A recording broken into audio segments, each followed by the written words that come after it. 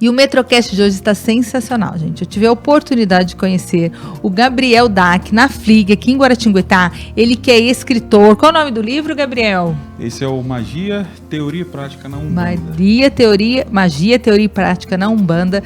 Ele é pai de santo, ele é chefe de cozinha e mais um monte de outras coisas.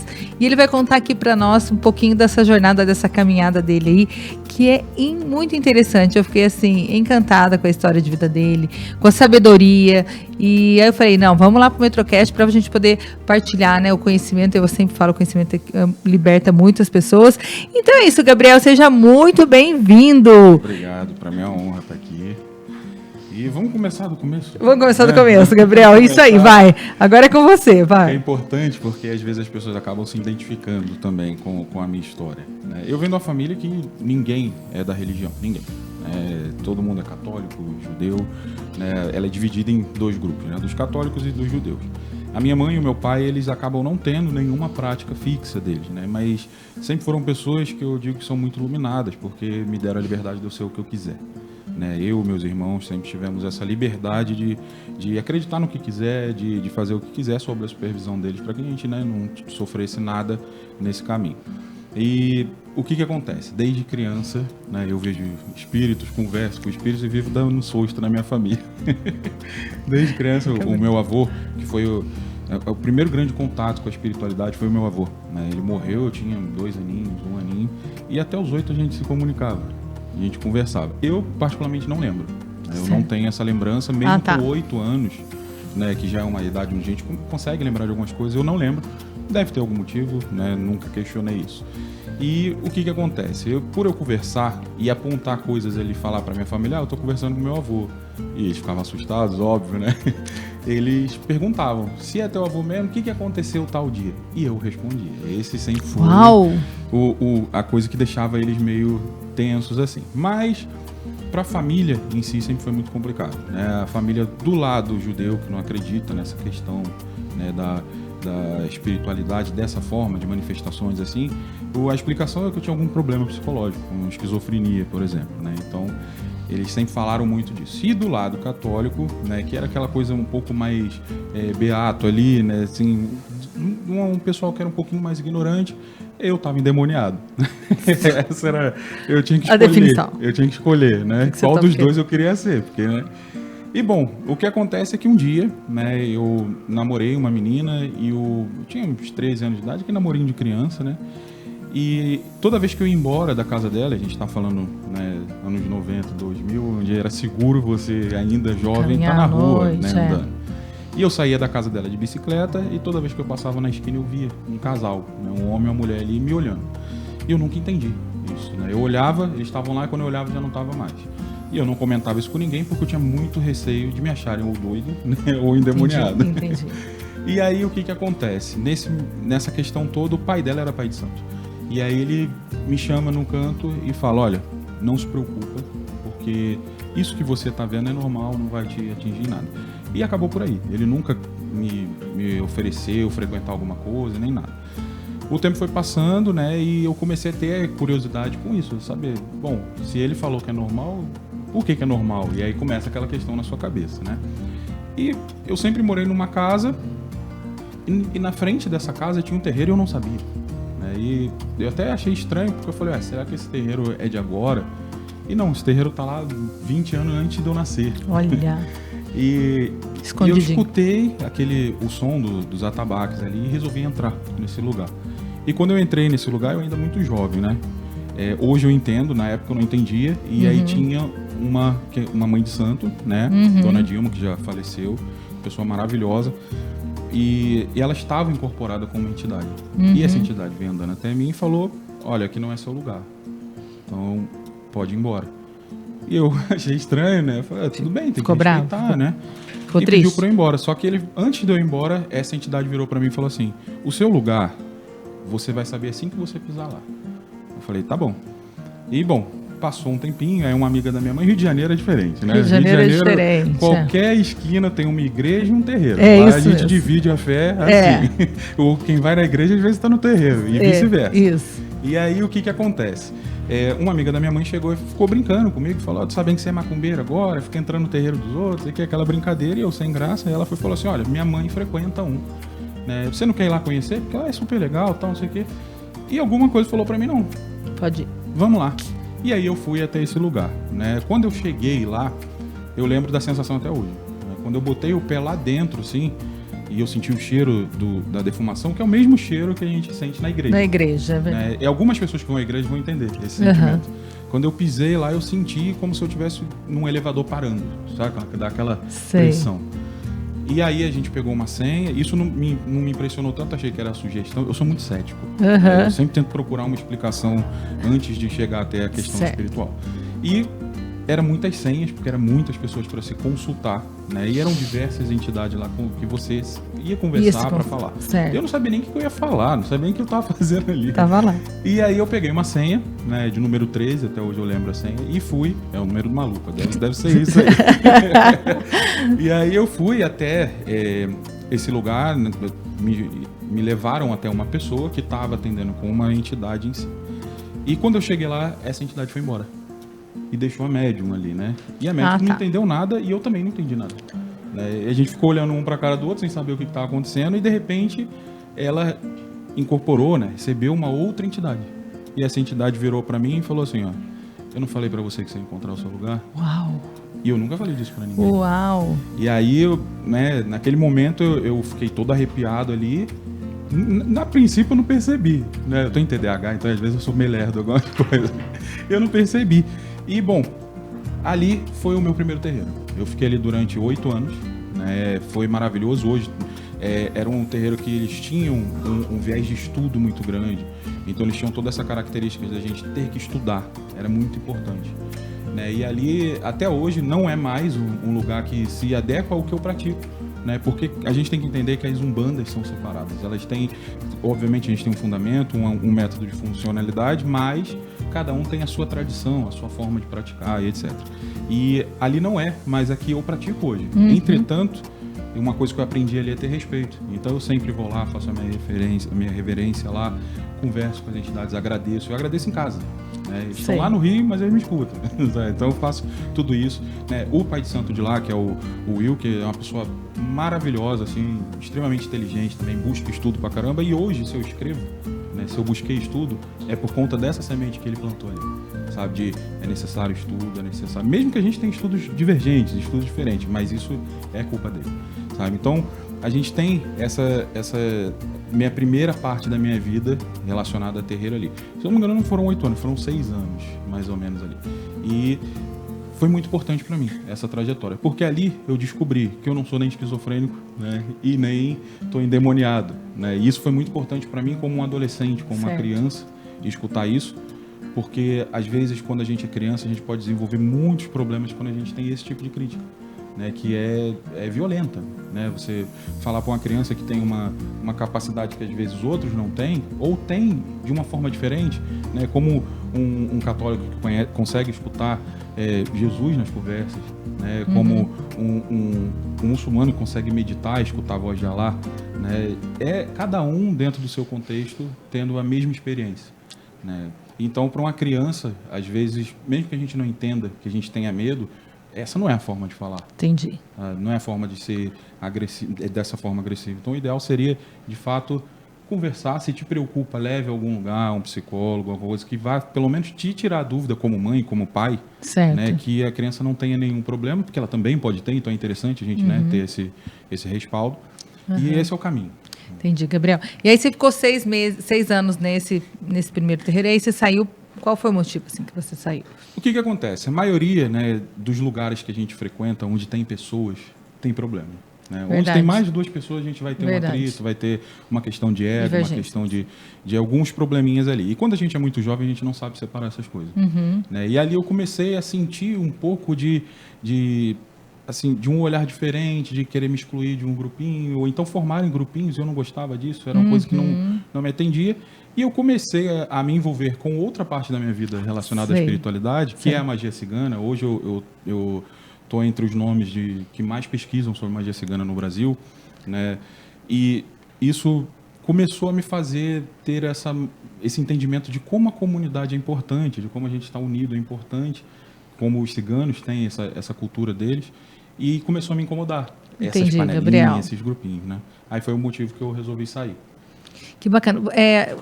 Eu aprendi com você lá na FLIG que não tem relatos, né, sobre a religião, o espiritismo, a Umbanda.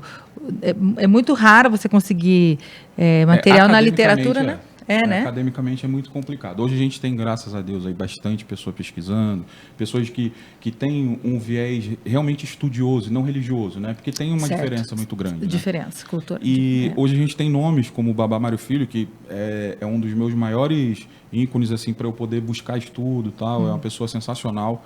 Né, tem os vídeos dele instruindo de forma histórica, de forma não só histórica, como também religiosa, mas com fundamento. Tá? Não é faça porque é assim que funciona, mas sim, é assim por causa de que foi assim no passado. Então, isso é muito importante. Né? Então, é muito difícil a gente ter esse tipo de livros e arquivos, esses conteúdos mais históricos, porque, de fato, houve uma questão de racismo, né? A cultura é eurocêntrica, né? Exatamente. E hoje em dia a gente sabe que está mudando, né? A gente sabe que tem toda uma questão dessa mudança, de uma luta de resistência, mas a gente perdeu muita coisa por causa disso. Por causa da demonização da religião, por causa da demonização da cultura. Né? E acabou ficando aquilo que é impossível não gostar, né? Um acarajé, uma feijoada, então acaba ficando, mas o restante se perdeu muito. A origem é africana, Gabriel? A origem da Umbanda, não. Né? A Umbanda ela é, na verdade, uma amálgama, né? Uma mistura de diversas religiões que estavam no Brasil por influência dos africanos. Certo. Né? Ela se forma, na verdade, ela se forma no Rio de Janeiro, entre aspas, né? Porque ela já existia como prática na África, né? Sobretudo na Nigéria. Isso por quê? Porque Umbanda significa cura. Então, lá se tinha a prática da cura através da religiosidade, e isso era chamado de Umbanda. Mas era dentro de outro culto, não era um culto separado. Quando vem para o Brasil e os escravizados, os primeiros escravizados a chegar aqui são os Bantus.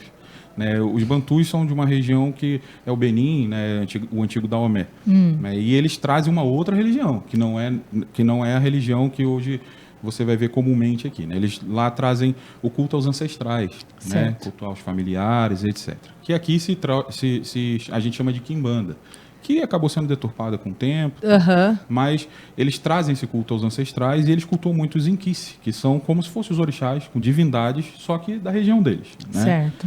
E eles chegam primeiro e acabam tendo muito de sua história apagada. Né? Logo, 200 anos depois, chegam os Yorubás, que são de outra parte, que são da Nigéria, e eles trazem com eles a cultura dos orixás.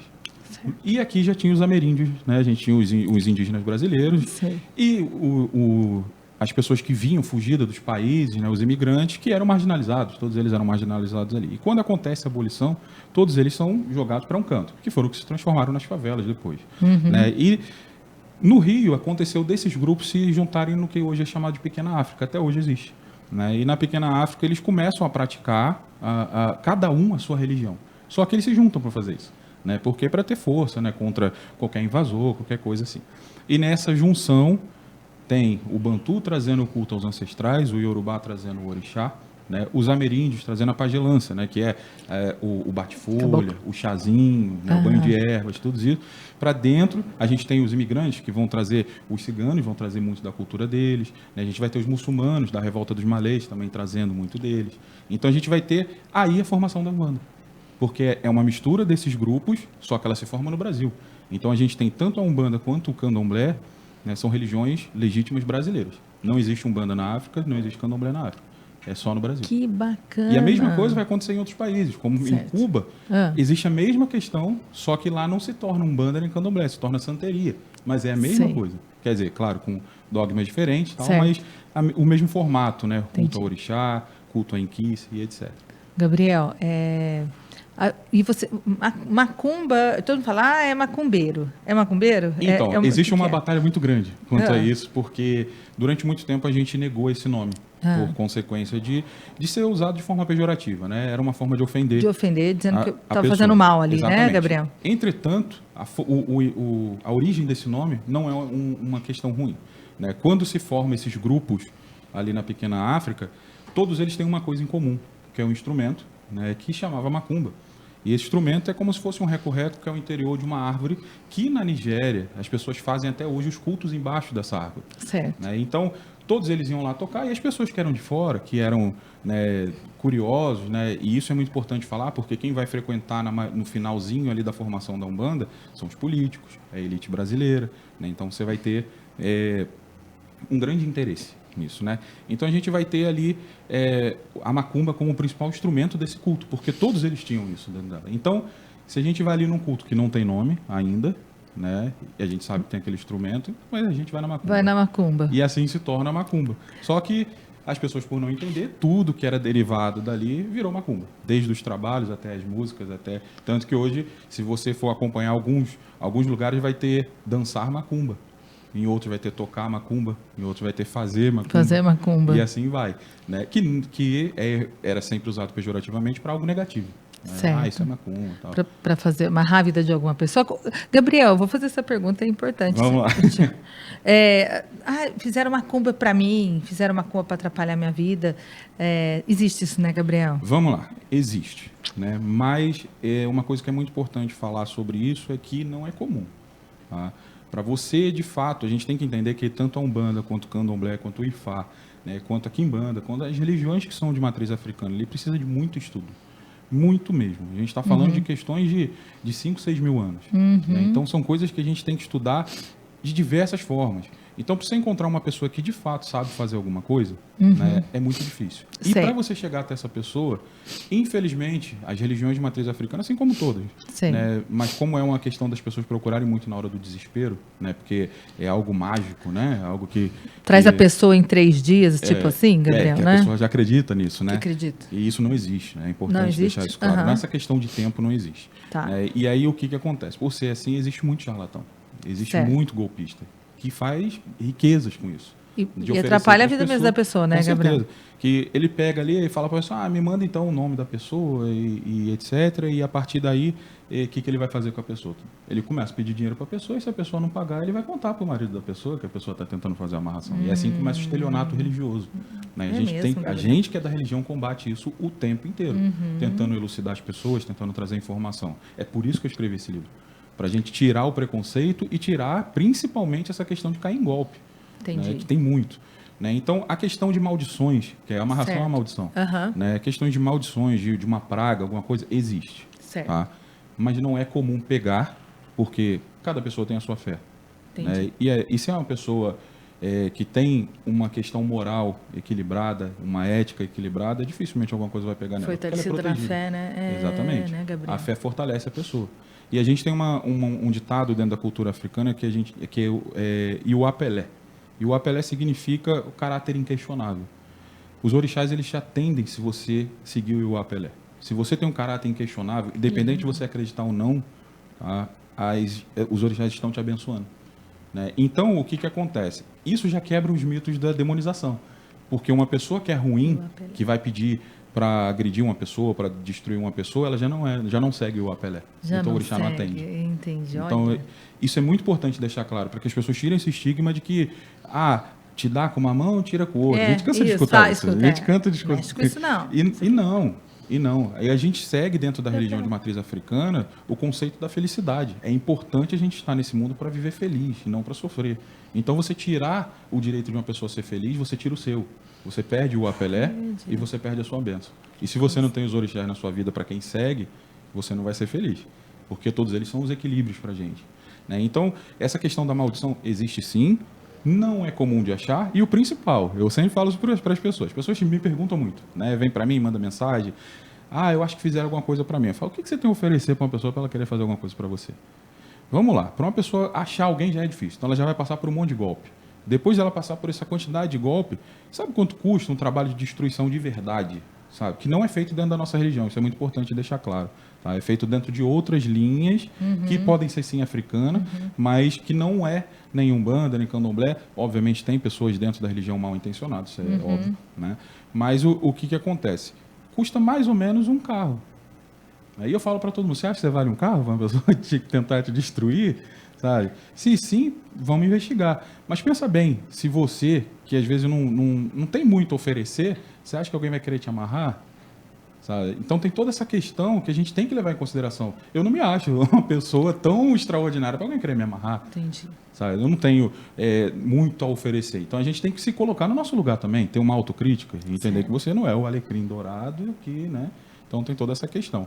Né? E essa questão toda de maldição existe, mas dentro da nossa religião a gente trabalha com a bênção.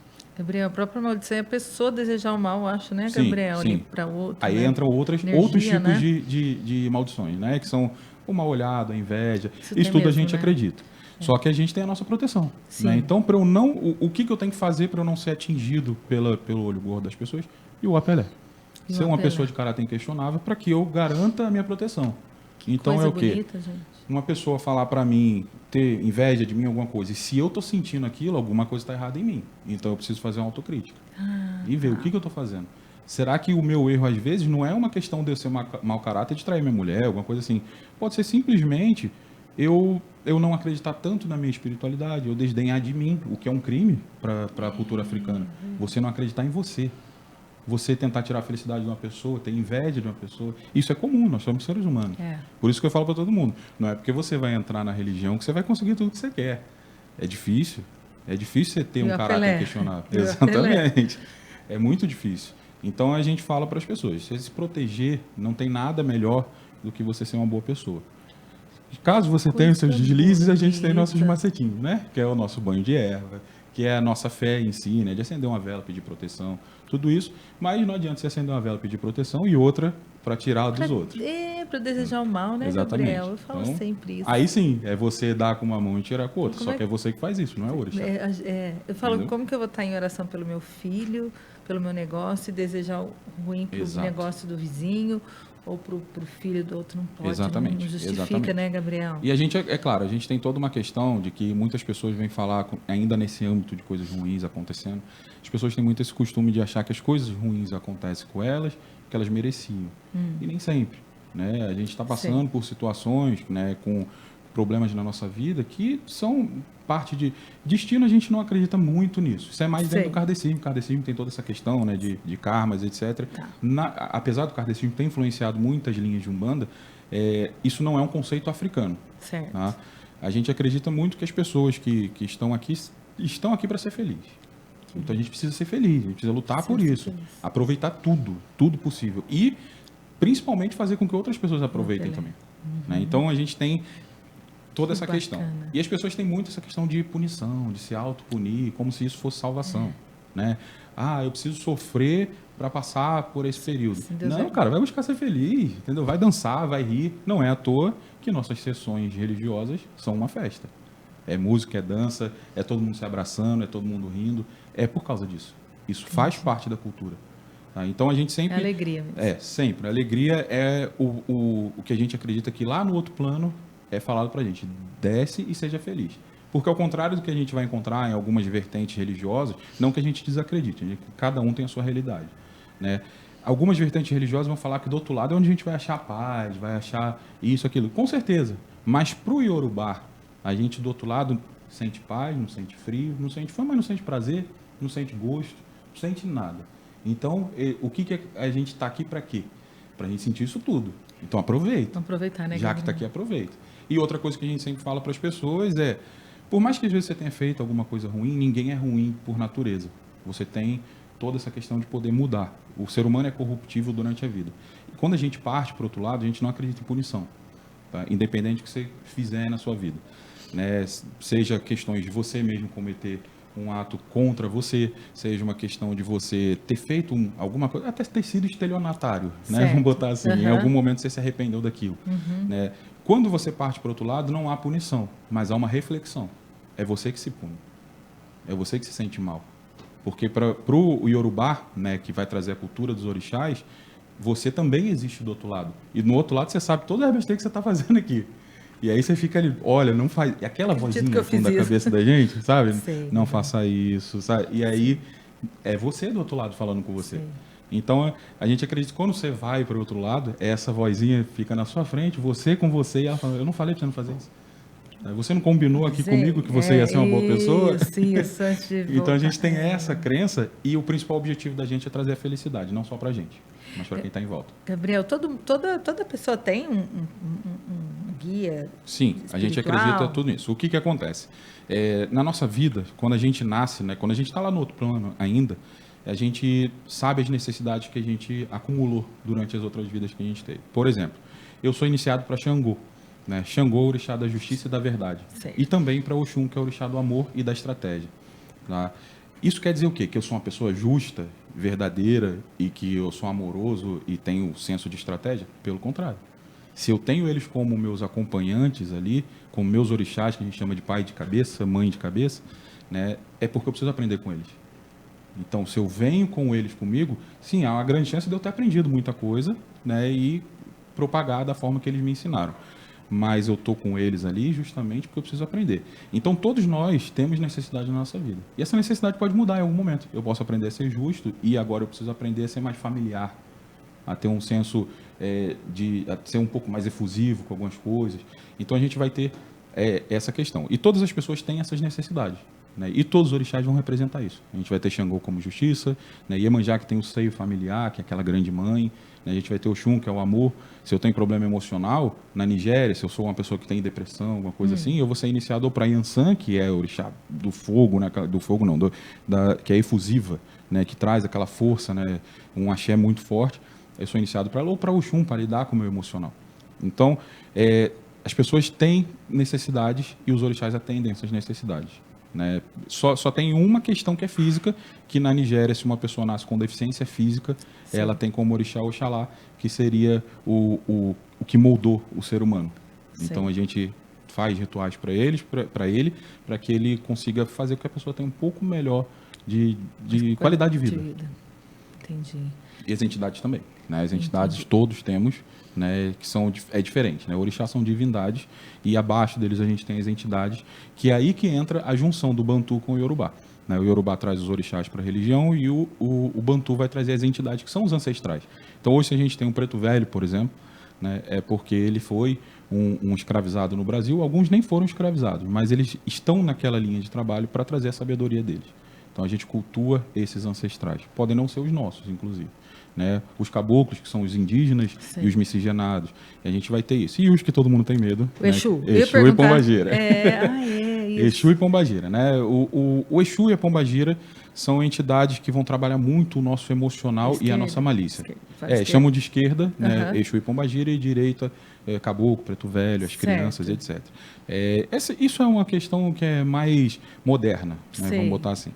E o que acontece? Exu e Pombagira, eles são, assim, o preto velho vai tratar o nosso espiritual, né? O caboclo vai tratar a nossa saúde, e o erê, né, que é a criança, vai tratar a nossa felicidade, a nossa inocência, né? E Exu e Pombagira vai tratar a nossa malícia e o nosso emocional reativo.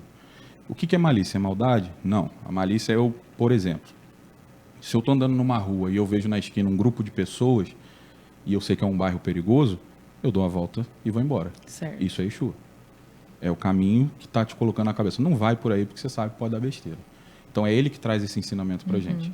Né? É ele que vai trazer para a gente aquela pulga atrás da orelha de uma pessoa que você olha e fala, não confio nessa pessoa. Sei. É ele que te ensina a perceber a mentira. Entendeu? Então a gente vai trazer esse grupo de entidade para cá. E a Pombagira vai tratar o nosso emocional. Por isso que a Pombagira trabalha muito com as mulheres, né? De trazer essa força feminina, com os homens também, e é uma falácia esse negócio de que trabalha com Pombagira gay e etc. Isso é coisa de gente preconceituosa. Sei. E a Pombagira traz essa força emocional de mulheres que precisam superar traumas, de mulheres que precisam superar perdas, de mulheres que precisam superar elas mesmas, como pessoas possessivas, pessoas egocêntricas, e os homens também, porque a gente também tem o nosso lado emocional. Né? Então elas trabalham muito com essa questão. Mas são os mais demonizados. E tem um porquê. Isso. Tem um porquê, isso daí. Né? Isso começa na Nigéria ainda, né? Ali no povo Yorubá. Quando houve a invasão do cristianismo ali, já existia o islamismo lá, né? Mas houve uma guerra e a invasão do cristianismo dentro das terras iorubás. E existiu uma pessoa chamada o Mikhail Adjei-Clove, que ele era um africano, né? Que se converteu, virou bispo anglicano, e ele fez a tradução da Bíblia. E quando ele faz a tradução da Bíblia, tudo que aparece escrito mal, né, parece escrito o diabo, Lúcifer, ele traduz para Exu. Então, todo africano que pega a Bíblia para ler, isso outras gerações, né, começa a demonizar as próprias divindades deles, né, o que é muito triste. Né? Eles começam a demonizar isso. E o que acontece? Só que lá, Exu é um orixá, é uma divindade. Né? É o orixá da fertilidade, é o orixá dos caminhos. Né? É ele que vai trazer para a gente as boas escolhas. Né? Por isso da encruzilhada. Que são as quatro... são estradas se encontrando. Então, é ele que vai te direcionar. Vai por aqui que é melhor. Então, quando a gente precisa tomar uma decisão, a gente conversa com Exu, orixá. Né? Quando isso vem para o Brasil e os cultos aos ancestrais começam a se proliferar, não existia um nome para essa categoria de entidades que eram mais voltadas para essa questão da malícia, que tinha uma conversa, que se você for conversar com o Preto Velho, ele fala baixinho, fala às vezes com um dialeto que é um pouco difícil de entender, o caboclo é a mesma coisa, às vezes fala até em tupi, e a gente né, não tem esse costume, esse estudo, e Exu e Pombagira não. Vai falar, um preto velho vai falar para você assim, olha, não seja assim, porque você pode acabar se ferrando na sua vida. Um Exu vai chegar para você e falar, você é um otário, sabe? Porque você faz isso, isso e isso. Então é um esporro, né? Bem direto mesmo. Né? Não tem rodeio. E a mesma coisa ao contrário. Vai chegar e falar, você é uma pessoa muito boa, continue fazendo isso, isso e isso. Então tem os dois lados, né? E para as pessoas isso assusta. Né? E quando houve a cristianização da Umbanda, né? Houve ali em 1908, a gente teve o primeiro Congresso Espírita de Umbanda, que foi uma apropriação do kardecismo da Umbanda. A Umbanda já existia e eles tiram a raiz africana para colocar o branqueamento, né? Essa questão do cristianismo dentro da Umbanda. Por quê? Porque os políticos já iam, porque a elite brasileira já frequentava a Umbanda. Então eles queriam se apropriar daquilo e demonizar o que não atendia a eles. Então, para essa linha de Umbanda, eles falavam que qualquer entidade tinha que ser catequizada, entre aspas. Então, tinha que ter um comportamento polido, tinha que ter, rezar um terço, falar do Pai Nosso, essas coisas todas. E isso não existia antes. Certo. Tinham entidades que faziam, mas não era uma obrigatoriedade. Né? E essas entidades, que eram o que hoje a gente conhece como Exu e Pombagira, foram eliminadas desse grupo.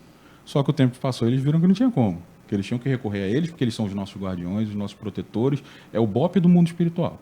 Se você está com um obsessor perto de você, são eles que dão conta.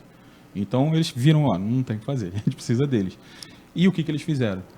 Esse comportamento mais sensual em algumas partes, né, que fala da libido, que não tem vergonha de falar para você o que você é, para eles era uma coisa meio do lado negro da força ali. Então, automaticamente, eles ligaram ao quê? Exu. Então eles chamam de Exu e hoje a gente reconhece como Exu com X. Tá? O Exu com S é o orixá, né, que é cultuado no candomblé, na Umbanda é pouco cultuado. Tá? E o que a gente chama de povo de rua, os ancestrais, são Exu com X e Pombagira. Né? Que seria a mulher, o Exu é o homem e a mulher é Pombagira. Né? Seria um casal ali. Então a gente vai ter esse nome e essa questão de demonização por consequência sempre de outra religião tentando podar ali. Mas, claro, o tempo passa, as coisas vão mudando, né? Hoje o kardecismo não é mais a mesma coisa, né? Tem todo um grupo maravilhoso que atende muitas pessoas, que cuida de muitas pessoas, né? E a Umbanda também passou por muitos problemas, né? de comportamento mesmo. Então, assim se forma, né? Esse grupo. E Exu e Pombagira é isso, são maravilhosos. Gabriel, quando a gente fala, tá com obsessores, você que vou te falar, e aí, como é que sabe se tá... Essa questão de obsessão, às vezes a gente não entende que não necessariamente você vai ter uma manifestação, tá? Inclusive é muito raro. A gente está acostumado a ver na TV, né? Exorcismo. A gente vê e tal, e acha que vai ser daquela forma. Só que um obsessor na sua vida, na verdade, ele vai fazer com que você, por exemplo, né, são vários tipos, né? Vários tipos que podem estar te atrapalhando e você não percebe. Muita preguiça, sabe? Mas essa preguiça é culpa do obsessor? Não, ela é sua. Ele só potencializa você que aquilo. deixou. Tá. A gente vai ter obsessores que são relacionados a vícios. Né? Uma pessoa que fuma, a gente sempre fala, você não fuma sozinho. Não fuma sozinha. Por quê? Porque o obsessor está ali com você, porque a teoria é que eles em vida eram viciados em alguma coisa, né? E quando eles morrem, eles não têm como usar, mas eles têm como sugar a sua energia quando você usa. Então, o que ele faz? Ele te influencia. A pessoa que está ali com problema de alcoolismo, né, ela decide parar, às vezes, é óbvio, tem toda a dependência química, né, toda a questão psicológica, mas tem um obsessor no ouvido dele falando para ele beber. E mesmo que ele resista, esse obsessor vai em um amiguinho dele, fala, toma esse copinho aqui. Né? Então, fica essa questão. E é complicado, né, porque uma pessoa, às vezes, não reconhecer que a culpa não é só do obsessor, é dela também. Ela precisa tirar o que o obsessor potencializa. né? Então, se eu sou preguiçoso, a culpa é minha. Pode estar tendo um agravante. Mas para eu tirar esse agravante, eu tenho que cuidar de mim primeiro. Eu preciso batalhar contra isso. E vice-versa, né? Tem questões até mesmo sexuais. Pessoas que são viciadas em pornografia, por exemplo. Que é muito triste. O pessoal acha engraçado, mas é uma questão muito triste. Muito triste. É o vício igual de cocaína, né? Exatamente. Considerado igual uma pessoa viciada em cocaína. E não só esses vícios. A gente pode Vários. levar em consideração vícios como, por exemplo, comida, açúcar. Sabe? São vícios também. São E vícios. tudo isso a gente acredita que tem uma questão espiritual que fica te rondando ali. Né? Então, para a gente tratar isso, a gente, dentro da nossa fé, você não precisa ser um bandista, você não precisa ser candomblessista, dentro da sua fé sempre tem uma metodologia. Você vai rezar, né, a oração de São Miguel Arcanjo, se você for católico. Você vai na sua igreja e pede uma oração. No terreiro, você vai lá e pede um passe a uma entidade.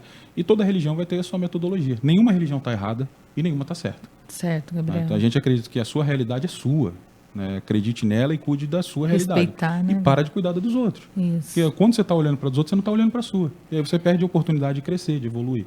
Né? Então, por isso que eu falo da minha religião. Da dos outros eu só falo historicamente. Vai falar da religiosidade das outras pessoas, eu não falo.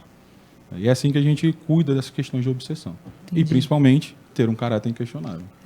Aí você consegue tirar isso. Como que é mesmo? E o apelé. E o apelé, isso mesmo. Essa, olha, muito sensacional. Eu queria que você falasse mais um pouquinho da magia dos ciganos. Sim, vamos lá. Origem. O que acontece? A minha formação dentro disso começa porque eu sempre sonhei em tocar violino. Isso aí era o meu sonho de criança, sabe? E minha família, né? O meu pai era morador de rua e minha mãe veio do Nordeste, fugida ali com fome, com, né, toda aquela questão que tinha ali nos anos 80, 70, né? E nunca tiveram condições. Né? E até que um dia um amigo da minha mãe dá para ela, porque ele sabia dessa minha vontade. Só que como uma pessoa que às vezes a gente não tinha nem muito o que comer em casa, vai fazer uma aula de violino. Gabriel. É caro, né? É uma questão que não é acessível para todo mundo. E um dia a gente resolve num evento que ia ter violino, meus pais sempre, né? É de graça, vamos embora, dá pra gente ir, vamos andando, o que for, sempre fizeram o máximo deles. Meus pais são maravilhosos. E aí, lá tinha uma pessoa tocando violino. E eu achei maravilhoso, porque não era erudito, sabe? Era uma questão, ele estava largado, descalço, tocando, dançando, e eu achei aquilo lindo. E a gente saiu desse evento, eu lembro que até a música que ele tocou, depois a gente descobriu que era Tirei o Pau no Gato da forma dele, e estava maravilhoso, sabe? E a gente saiu dali e eu descobri que ele era meu vizinho. E eu, como cara de pau que sempre fui, bati na porta dele. Né? Falei, você podia me ensinar a tocar? Ele, claro, entra aí e tal. Meus pais conheceram ele, óbvio, né? Eu era uma criança. Uma criança. E aí ele começou a me ensinar e eu descobri que ele era cigano. Ele e a esposa dele, né?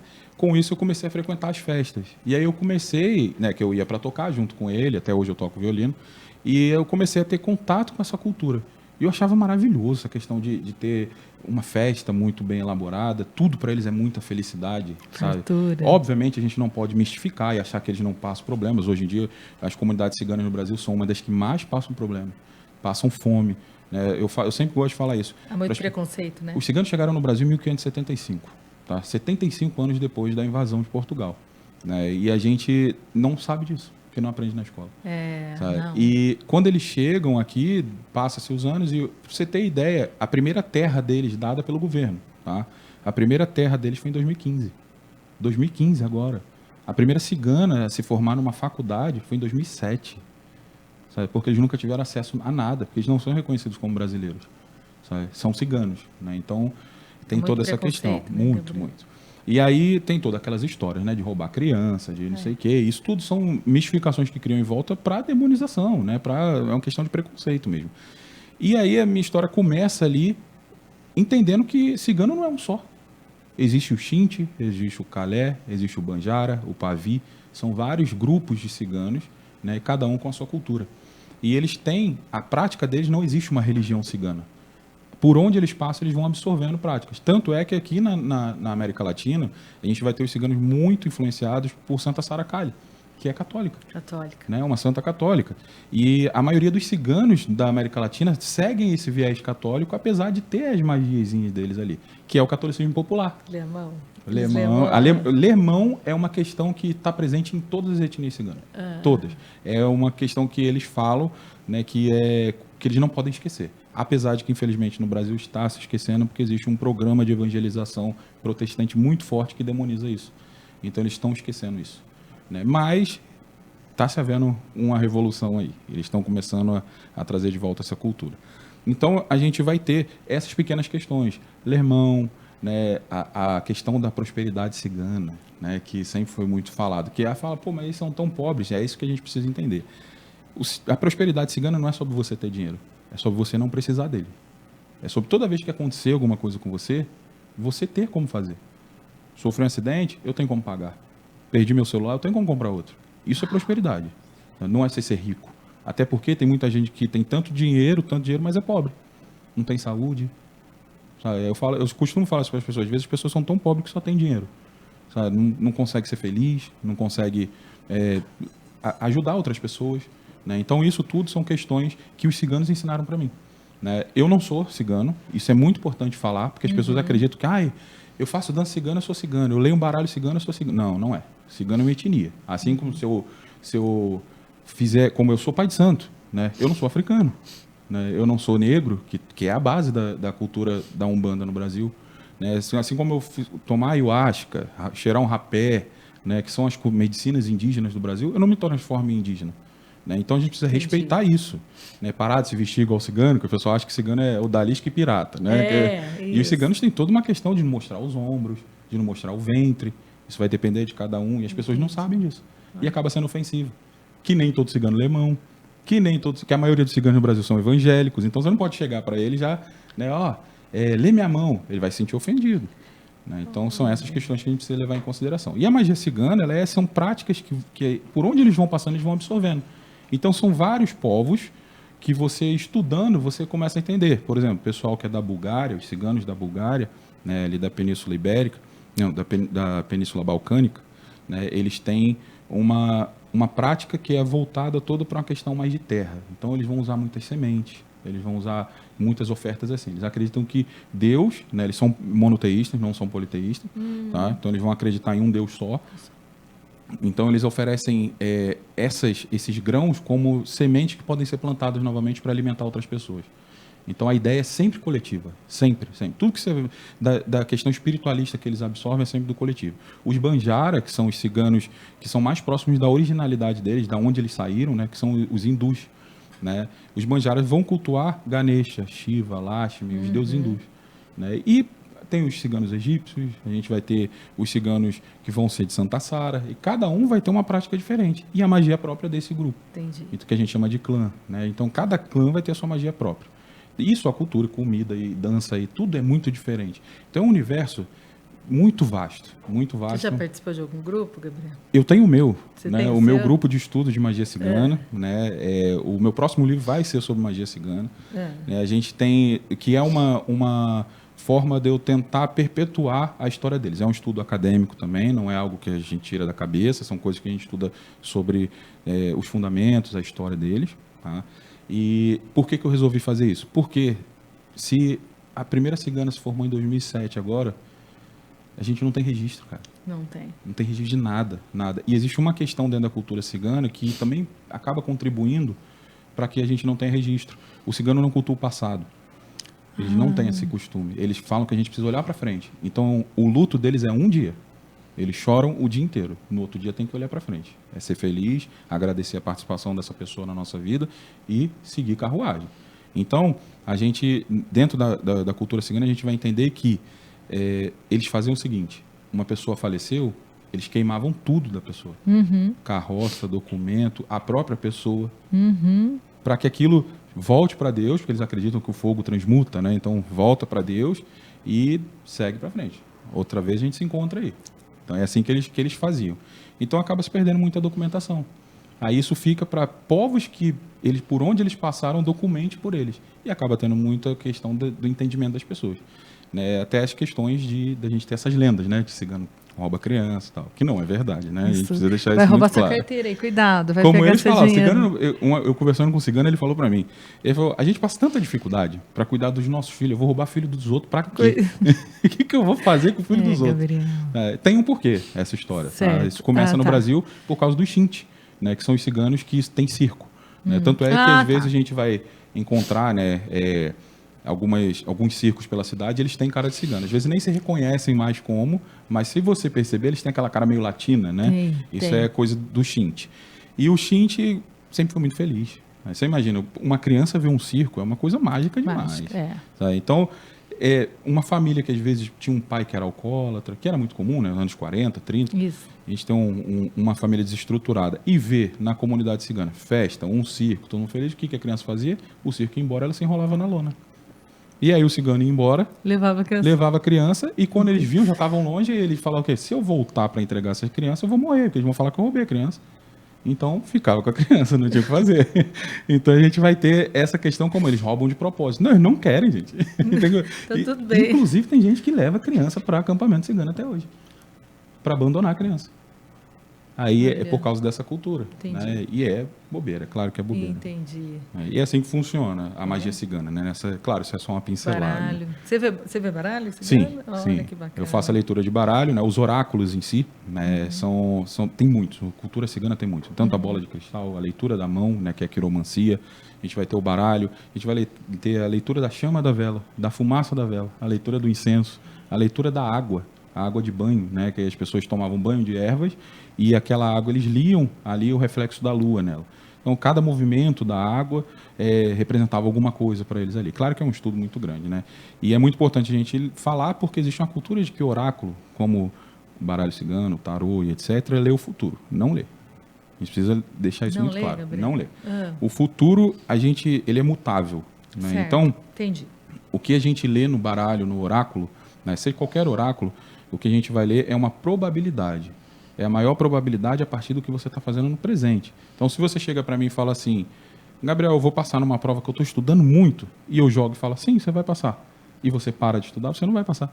Você alterou o caminho que te levava aqui. Certo, né? Já está certo, joguei aqui. Falou que vai passar. Né? Não. E sempre busquem pelo menos 3 opiniões, né? Porque, Gabriel.